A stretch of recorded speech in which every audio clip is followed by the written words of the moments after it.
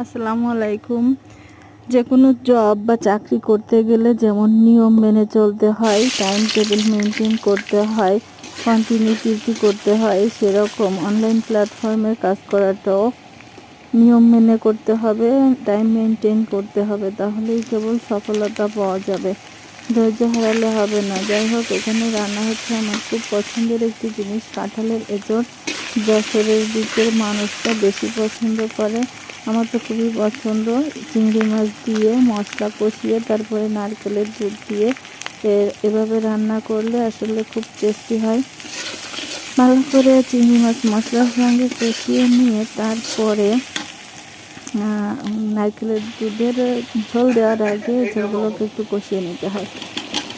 তারপরে নারকেলের দুধ দিয়ে শেষে নামানোর আগে একটু এলাচ দারচিনি হালকা করে দিতে হয়, আর জিরার গুঁড়া, ভাজি করা জিরার গুঁড়া অ্যাড করতে হয়, তাহলে অনেক টেস্ট হয়। আমার মতো কার কার প্রিয় জানি না, তবে আমার তো খুব খুব পছন্দের কাঁঠালের এঁচড়। আমার খুব পছন্দের। যে কোনো বড় মাছ বা মাংস রেখেও এটা খেতে ভালো লাগে আমার কাছে। আর 3 মিনিটের ভিডিও দিতে হবে গাইডলাইন অনুযায়ী বা ক্রাইটেরিয়া অনুযায়ী, জন্য দেওয়া। জানি অনেকেরই ধৈর্য কুলাবে না 3 মিনিটের ভিডিও শোনা বা দেখার, তারপরও দিতে হবে, তাই দেওয়া। সবাই ভালো থাকবেন, আল্লাহ হাফেজ।